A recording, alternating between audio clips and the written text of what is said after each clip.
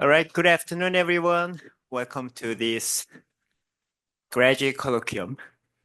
And my name is Sang-Min Shim.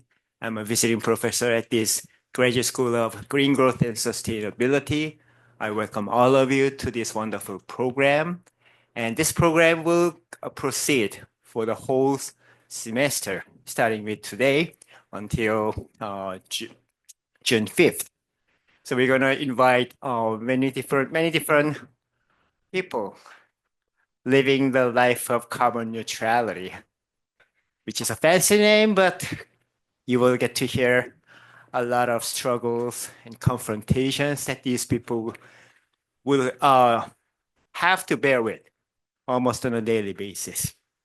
And by the way, I'm pleasantly surprised about the size of the audience, which was it feels so unrealistic. How many of you come from the departments other than the Graduate School of Green Growth? Please raise your hand. 1, 2, 3, 4, 5, 6, 7. That's great, because we have been wanting to have a very varied group of people in this seminar, so that we will have more chances to exchange our ideas and perspectives. And I'm glad that we are going to do that from week 1, starting with the wonderful person whose name is Donald Trump.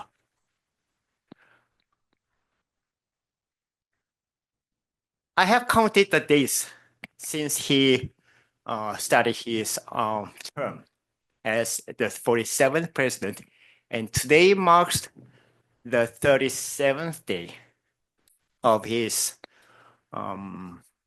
administration as the president of the United States. And he has actually done a lot in his first 30 days in office, some of which are positive.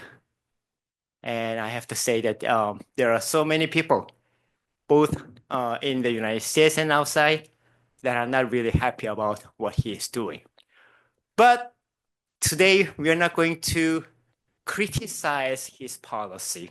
I'm just going to introduce to you what he has done in his first 37 days in office as the president of the United States, and what implications that his policies may have toward the rest of the world, and especially for Korea, which is almost always at the receiving end of a stick.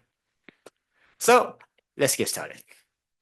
Oh, by the way, all right. I'll just by the end of this seminar, I will give you certain instructions for class takers on what to do to meet your the academic requirements to get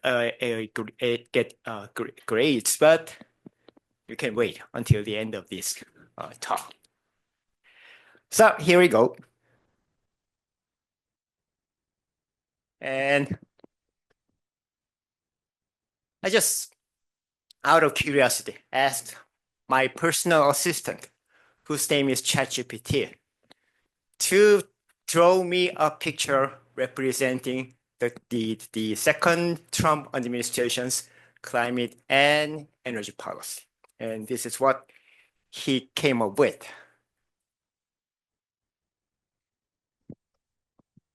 Looks familiar, huh? It looks to me a very gray economy, concentrating upon the burning of fossil fuel and digging out oil and gas. And those warnings placed on this picture, possibly warning against the danger of the too advanced climate change, are skewed, possibly due to hot temperature.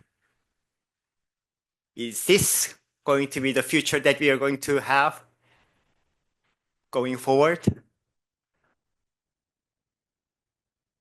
I really hope not. But then, given the pace with which this person President Trump is implementing his own versions of the climate and energy policies are making me a little concerned that we are probably moving too fast in direction to make more greenhouse gas emissions into the atmosphere without much restrictions.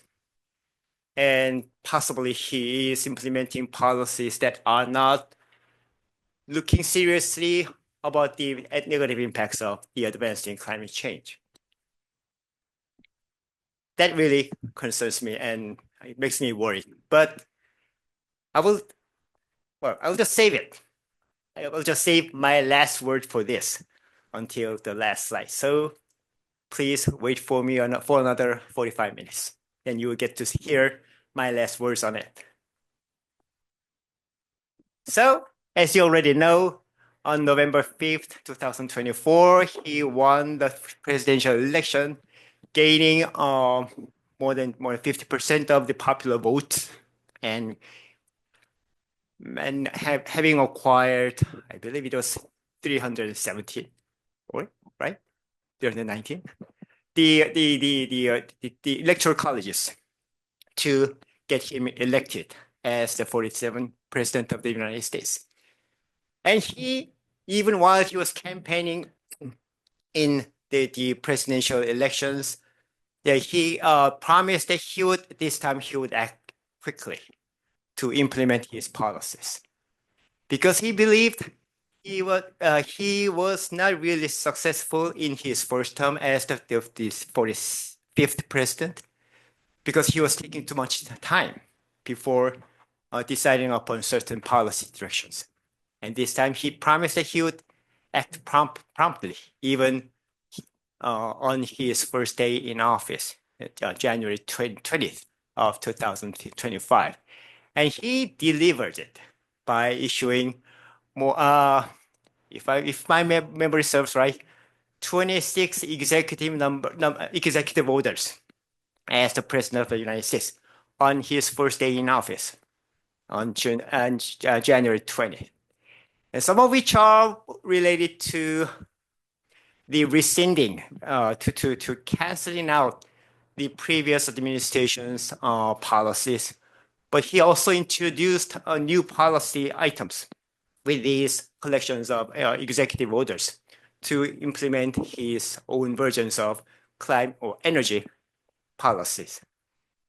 And if we can call some of his policy elements as climate policies, then I would have to say that this is a very negative, this climate policy has a very negative tone on it.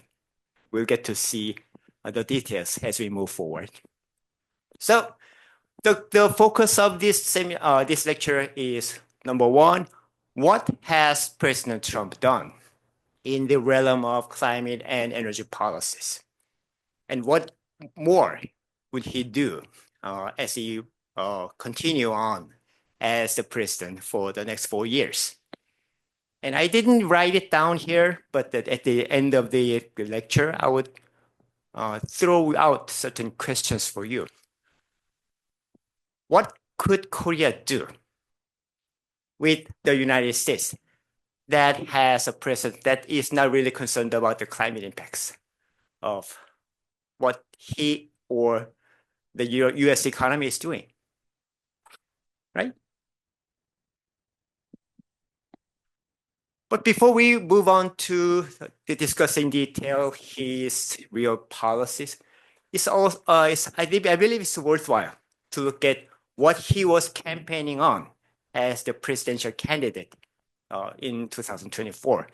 And his agenda was represented in a collective form as Agenda 47, possibly indicating that when he becomes the 47th president of the United States, this is what he would go about doing. But in terms of climate and energy policies, he basically was campaigning upon 3 different things. One is energy independence. Another is deregulation. And the third is less emphasis on climate agendas, less emphasis on climate initiatives. Let's go much deeper into getting to know what these would mean for the US and the rest of the world.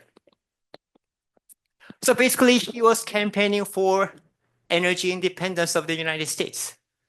What would it mean? He basically was saying that, well, we would pump out more oil and gas out of the US territories and the areas where the United States has authority on. Can anyone say what the best phrase that he could have he had used to indicate this energy independence? Drill, baby, drill. I'll just pass a few slides to actually show you what he was doing. He was campaigning upon baby drill, baby drill phrases. And on his social media called the Truth Social, he said on March 11th, 2024, that his first task as president of the United States would be to close the border and to drill, baby, drill, and to free the January 6th hostages being wrongfully imprisoned. He actually delivered all of these three promises. It's not related to the climate change, but let me just ask you these questions. What closing the border would mean?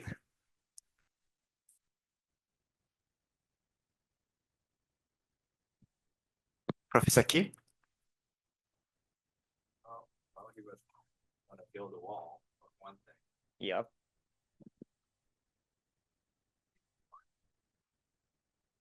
That all immigration across, right? Yes. Non-legal.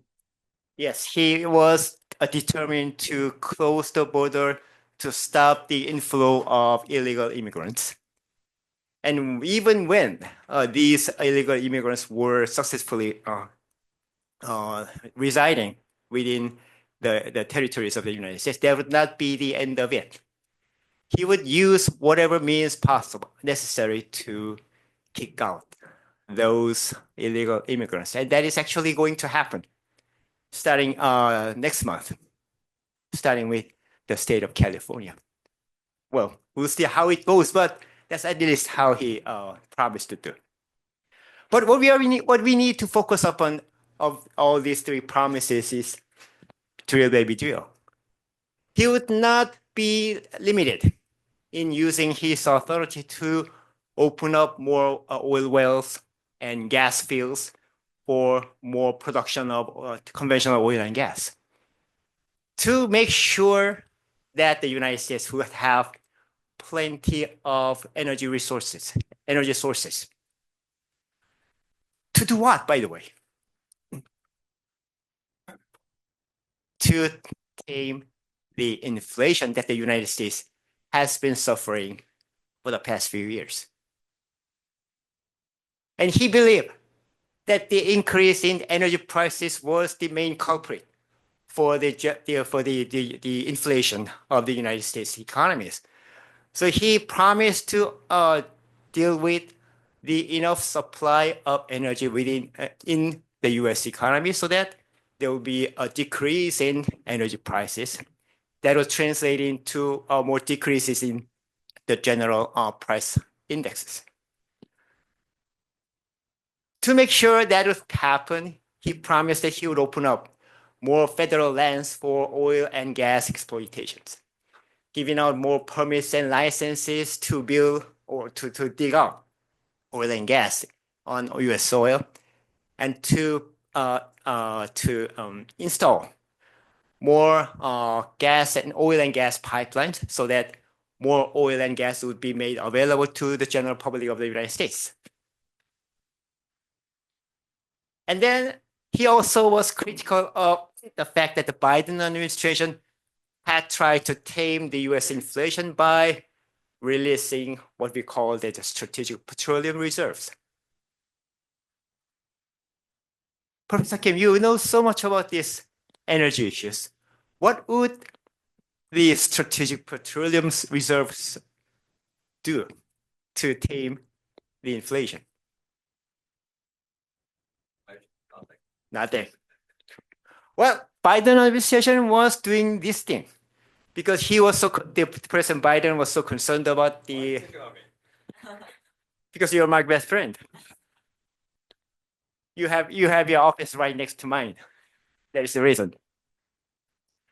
He actually tried to tame the US inflation by releasing more oil out of the strategic petroleum reserve, trying to put more pressure upon the oil price by making more oil available by taking out the stored oil from this reserve. But as a result, there was so much slowdown of the reserve, the amount of the strategic oil reserve. So President Donald Trump promised to replenish this reserve and even promised to expand it so that the United States would have certain enough buffers in case there is another wave of inflation hitting the US economy. And then he also promised to do more deregulation of these energy industries to make sure that there will be more energy flowing into the US economy. Why deregulation? Because he believed that too much environmental regulations was actually restricting the availability of energy to be provided to the US people and the US economies. And even he suggested that one of the key regulations under the hands of the Environmental Protection Agency, which is the endangerment finding, would need to be reviewed with the purpose of completely getting rid of it so that more oil and gas would be made available. We will get some details about what endangerment finding would mean in terms of the climate regulations in 20 minutes, but please bear with me. And then the EPA, he also said that the EPA needs to take into account the industry's concerns more seriously, so that the EPA's regulatory actions would need to be somewhat tamed down as well. That's what he promised to do. And then, as for the international commitment that the United States has made to be in line with other major economies like the European Union, China, Korea, Japan, Canada, President Trump said that we will again get out of Paris. Basically, it would mean that he would instruct the US government to withdraw from the Paris Agreement. Again, he actually did the same thing back in 2017 when he became as the 45th president, and he signed an executive order instructing the government to prepare for the withdrawal from the Paris Agreement. But back then, it was actually not doing serious damage to the US economy and the US policymaking, because basically it needed to have 4 years to have this withdrawal taking an effect as a result of how the Paris Agreement was structured. Under the Article 40, under Article 20, I believe it's 28 of the Paris Agreement, the Paris Agreement, the members of the Paris Agreement could leave the Paris Agreement 3 years after this agreement came into force. And then with that, the notification of the withdrawal from the Paris Agreement being submitted, this withdrawal would take effect 1 year after the first notification. And back then, the Paris Agreement came into force in 2016. So the earliest that the U.S. government could notify the Secretariat of the Paris Agreement that the US would be leaving this agreement was 3 years after 2016, which was 2019. And then 1 year after the notification of the withdrawal, this notification would take effect. The earliest day that this notification would take effect was the November 6th, I believe November 7th, 2020. And you may already be aware, or you may remember that the previous presidential election took place on November 6th, 2020. So the US definitely withdrew from the Paris Agreement, but 2 months after that, you know what happened when Joe Biden became the 46th president of the United States. He signed an order instructing the government to get itself back into the Paris Agreement. And 4 years later, President Trump would again withdraw from the Paris Agreement when he would become the president of the United States. And then he actually did some, well, from my perspective, he actually did some good things in terms of energy policy, which was to give support to the nuclear power, which was supposed to be quite a dying business within the United States, but had some great potential for supplying enough electricity to the U.S. general public. And he promised that he would give more support for that. But at the same time, he promised to cut the federal support for renewables and other climate-friendly energy sources, because he was so critical that these renewable energy projects are so unreliable, because it is the supply, energy supply coming from the renewables is basically generally intermittent. So he wanted to have more secure and more stable energy sources that would power the U.S. economy over first as a first and foremost thing. And he also vowed to end the Green New Scam. What is Green New Scam? What actually was President Donald Trump critical of? Green New Deal, yes. There was a European Green Deal, and then there was the American American equivalent of Green New Deal, driven by the Biden administrations. And there were two main vehicles driving this Green New Deal. One of which was, as you already know, the Inflation Reduction Act, which oftentimes is shortened as the IRA. And the other is the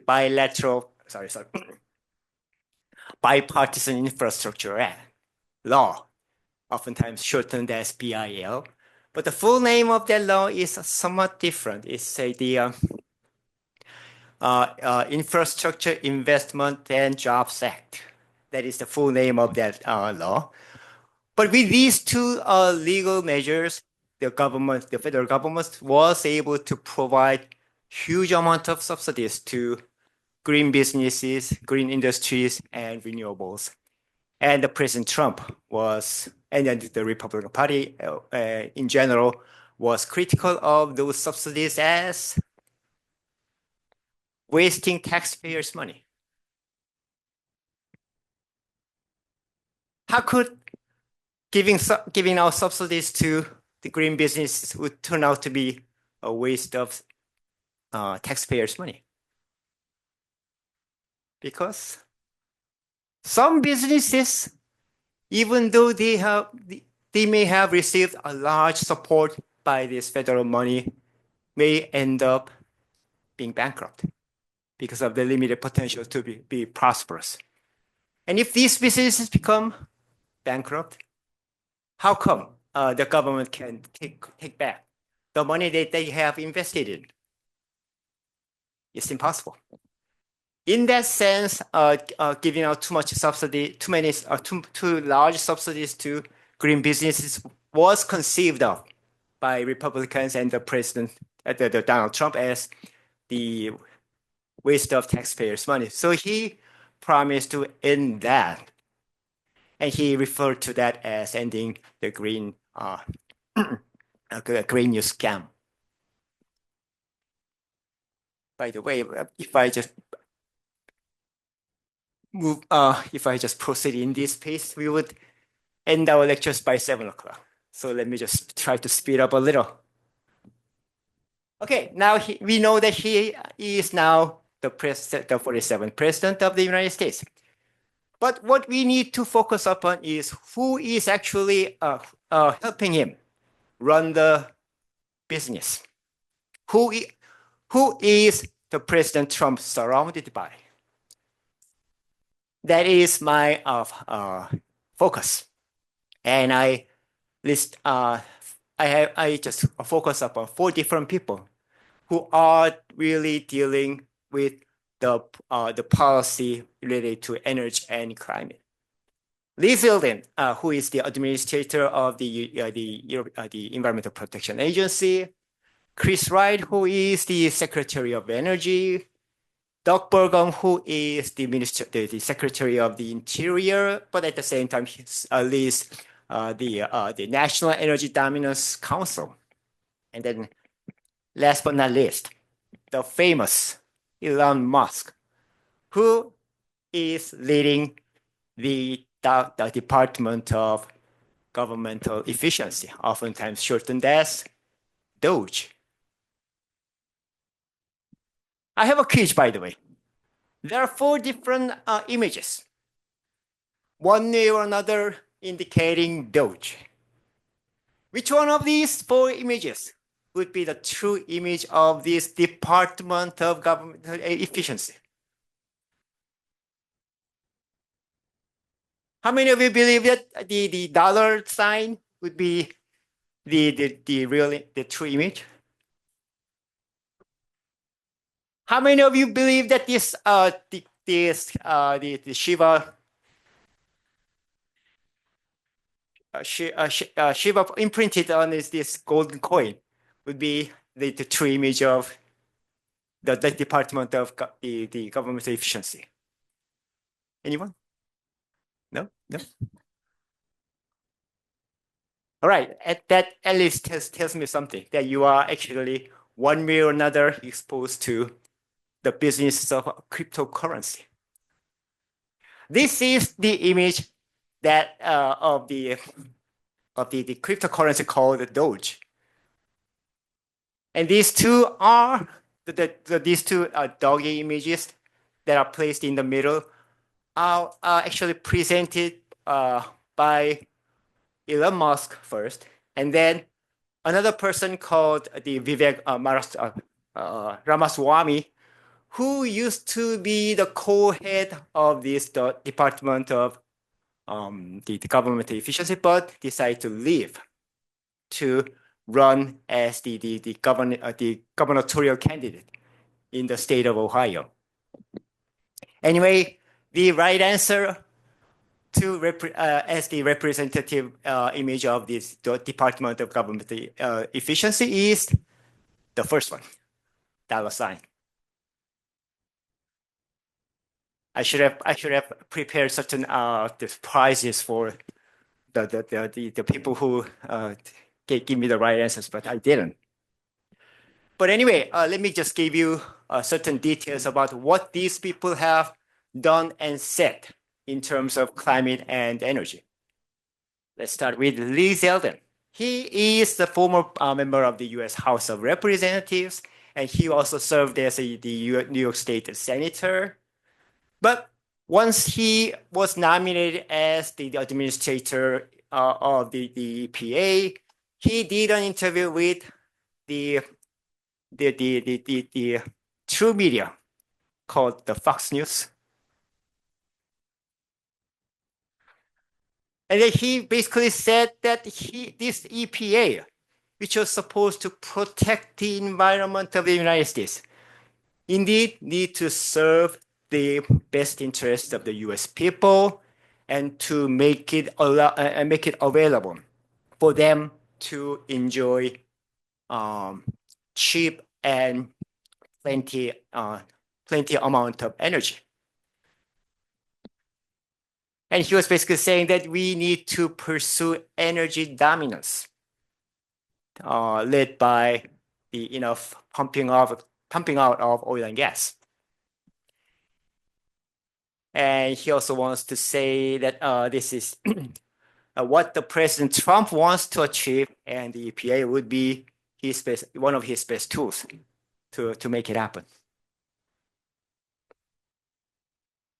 And then he was so critical about the environmental regulations by saying that the left wing of this country has been using regulatory power too much to strangle the businesses and the economy. So he would basically reverse to that trend, which is somewhat peculiar, considering that he would lead one of the most powerful regulatory authorities that the United States government would have.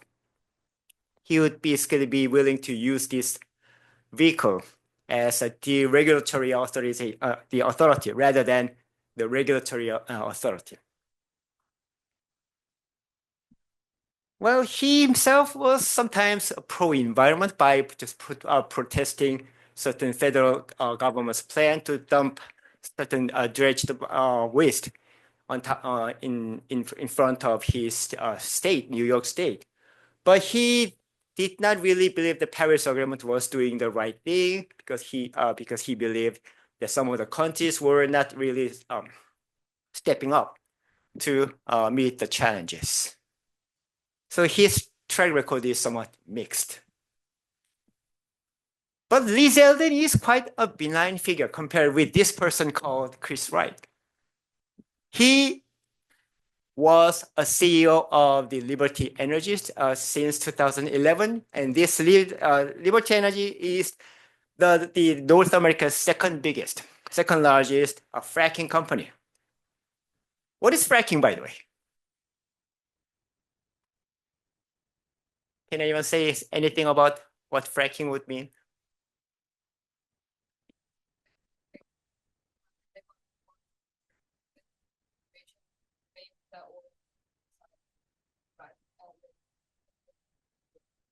Yes, you're exactly right. Fracking would mean that you mix water with some additives and basically shoot this water stream onto layers of the sandstones. And with that pressure being applied upon these layers of sandstone, the oil and gas that had been trapped inside would escape. And you can basically collect them and refine them to use it as a conventional oil and gas. And with that technological innovation, suddenly the United States found itself from a net importer of oil and gas to net exporter of oil and gas since 2019, which is a total turnaround. And this person, Chris Wright, was a strong believer in the utility of fossil fuels. He did not believe that we are not going through the energy transition because we are still depending upon conventional oil and gas. And he also said that some of the Securities and the Securities and Exchange Commission's work on the climate risk disclosure was the abuse of power, because here this Security Commission was not authorized to write regulations about the environment and the climate. That was his position. And then very recently, this very month, when he was speaking in front of the audience, a conservative audience in London, called the Alliance for Responsible Citizenship, he actually said that net zero 2050 is a sinister goal because it would be unachievable by any practical means, and it would be not delivering any good benefits, but costing too much. That was his position as the current energy secretary of the United States. So that'll tell you something about what this current administration, what this second Trump administration would do about climate policy. And then Doug Burgum, who is the Secretary of the Interior. He until very recently was serving as the governor of North Dakota. Can anyone say anything about what North Dakota is famous for? Fracking. This is one of the beneficiaries of this the innovative technology called fracking, because this North Dakota had a lot of reserves, a lot of sandstone, layers of sandstones. And with this use of this fracking, North Dakota suddenly became an oil-producing state. And he was the Doug Burgum, as the governor of this wonderful state of North Dakota. He was also a beneficiary of this energy transformation, in a sense. By the way, he happens to be the Stanford MBA. His track record is also mixed because he was strongly in support of the fossil fuel, but at the same time, he was also giving his support on CCUS. All right, let me just ask you this question again. How many of you are in favor of using CCUS? Yep, I see some nodding heads. But what are the disadvantages of using CCUS? Possibly by using CCUS, we would continue to burn conventional oil and gas because we believed that just canceling out the negative impacts of the greenhouse gases coming out of the combustion of oil and gas would be good enough. So there are two different sides of using CCUS. Anyway, he was in support of using CCUS as the carbon neutral technology, and he was also saying that the North Dakota could become one of the great driver of expanding CCUS. And Elon Musk, he did not say much about the climate or energy, but he was, I don't know how many of you are engaging in the research in the ESG. He was somewhat critical of ESG as a concept. Why? Because his company, Tesla, was ranked lower than even the oil-producing company like the Philip Morris, the tobacco companies like Philip Morris, and the oil-producing companies. His Tesla was ranked, given a score of 37 out of 100, whereas the tobacco company Philip Morris was given 84 out of 100. So he was basically critical about how this number was calculated and given out to even seemingly environment-friendly companies like Tesla. He even went on to say that ESG is a scam and has been weaponized by phony social justice warriors.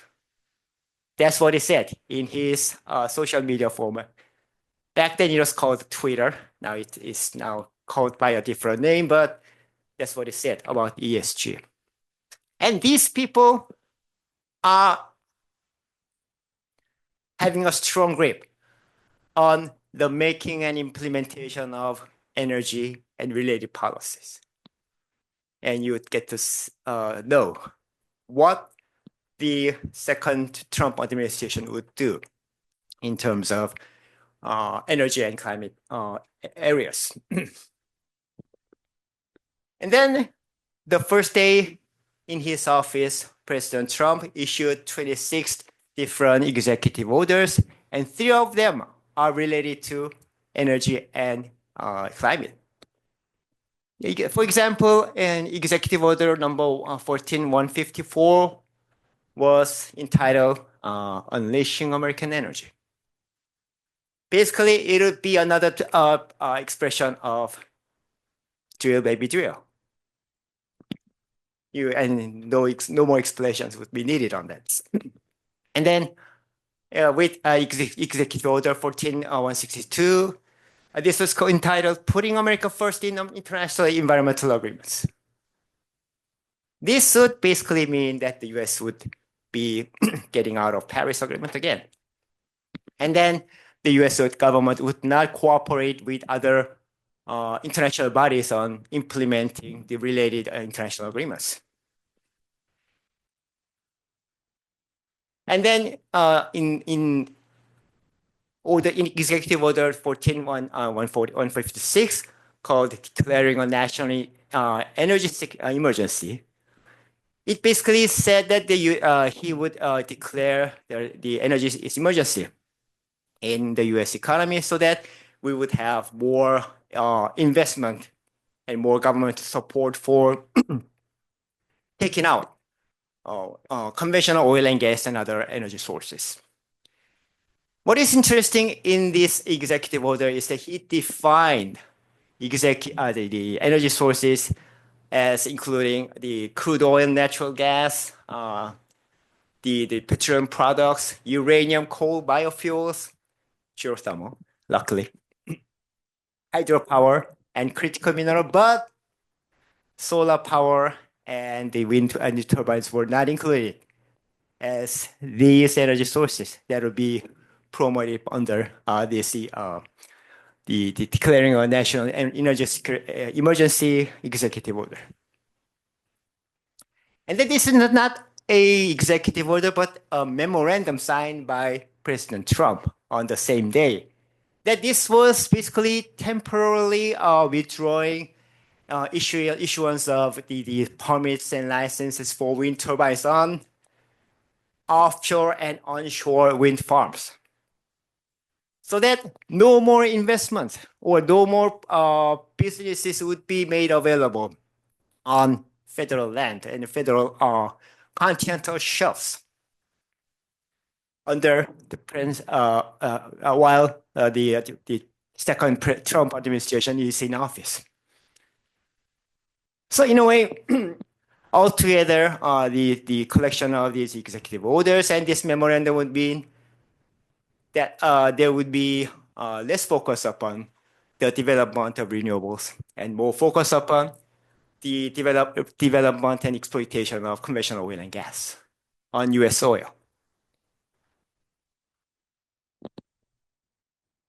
And then he also used this DOGE, Department of Government Efficiencies, to review what the federal government has been doing so that he would basically cut corners and basically he would try to cut the federal deficits by as small as $500 billion and as much as $2 trillion, according to his projections. But in trying to do so, he basically laid off many federal employees, most of whom have been engaging in the development of renewable energy and future and new energy forms. And then it just came out very recently that the State Department of the United States decided not to provide $4 billion to the Green Climate Fund, which has headquarters in this nation, in Songdo, Incheon. So suddenly, this GCF has no more money flowing in from the United States. And then this was the person that you were referring to yesterday. The NASA chief scientist, Kathleen Calvin, who is a good friend of Professor Kim, was banned from attending the IPCC conference, which was to review the ARS or the sixth assessment report SAR, so seventh assessment report that was taking place starting on the February 24th in Hangzhou, China. So basically, the United States did not have any more route to have its opinion heard in the discussion of scientific research and the policy suggestions for the climate change within the intergovernmental panel on climate change. And then and you may already know that a lot of the USAID had been USAID functions had been compromised, and then a lot of climate-related projects had been stopped. And then the President Trump is threatening many countries, including allied nations, with the imposition of tariffs. And this tariff would definitely disrupt the supply chains of many important items, including the renewable related items like the solar power panels, wind turbines, stuff like that. And even batteries would be subject to the imposition of US tariffs, which would not be a good thing for our economy. And then what else could he do going forward? Was my focus, and he might, as he was campaigning on this issue, that he would go ahead and repeal the endangerment finding.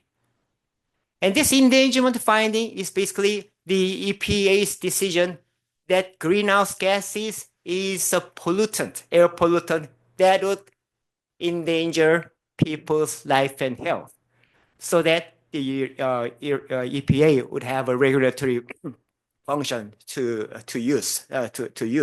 regulate these air pollutants. And that came out in this great U.S. Supreme Court decision called the Massachusetts versus EPA in 2007. Back then, EPA was from 2000 until 2018. The U.S. administration was run by the George Bush the son. It was the Republican government, and the EPA was not really enthusiastic about regulating greenhouse gases. And certain states sued the United States EPA, asking it to do the things right, do the right things. And then EPA was actually delayed in trying to regulate the greenhouse gas emissions by using as many means as possible, even using scientific uncertainty as the reason not to take any action. But then at the end of the day, the U.S. Supreme Court said that the EPA had the authority conferred upon it by the U.S. Congress to regulate the any material harmful to the health of the U.S. citizens, so that the EPA would have to be related to the regulation of greenhouse gas emissions within the United States territories. So after this decision was made in 2007, in 2009, the EPA came out with two greenhouse gas related findings, and one of which was the endangerment finding, which clearly said that the concentration of the greenhouse gases into the atmosphere would threaten the public health and the welfare of the current and future generations. Based upon this finding, EPA was able to write down rules and regulations trying to cut down upon the emission of greenhouse gases from different U.S. industries. And this second Trump administration might be willing to review this endangerment finding, and with the purpose of eventually killing it. But then, as you know, the United States is a wonderful country because there are so many lawyers and lawyers have such a creative ways of just challenging governmental decisions and things. And that has happened before. And even this time, a lot of lawyers would jump on this repeal of the potential endangerment finding repeals, and they want to challenge it in the courts. But what I'm more concerned about is the current composition of the US Supreme Court. These 6 people are nominated by the Republican presidents, including President Trump. The last 3 Neil Gorsuch, Brett Kavanaugh, Amy Coney Barrett were nominated by the President Trump during his first term. And while President Biden was in office, only Ketanji Brown Jackson was nominated to replace the Democrat leading Supreme Court judge. So for now, we have 6 judges seemingly aligned with the Republican agenda, and 3 judges aligned with the Democratic agenda. And you may wonder what will happen if these endangerment findings get repealed and challenges get all the way to the Supreme Court. It might be. I don't know. I can say for sure what decision this Supreme Court will make about the repeal of the endangerment finding. But my guess is that they will be more willing to side with the US government when the US government decides to repeal the endangerment finding and decides to do nothing about greenhouse gas emissions on US soil. And these are showing the trend that this US Supreme Court has been following upon, which are basically following through with conservative agenda. You don't need to do the details. You don't need to know the details for this, but you'll be okay just by remembering that this current the Supreme Court of the United States is basically conservative.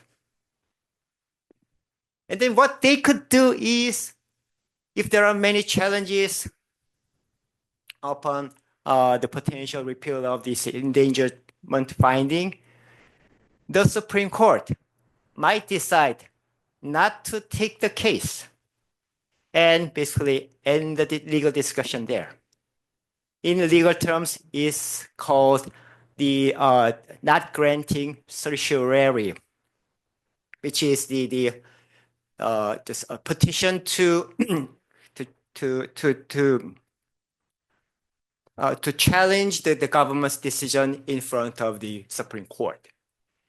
And in this denial of certiorari, the United States Supreme Court does not need to give any explanations for that.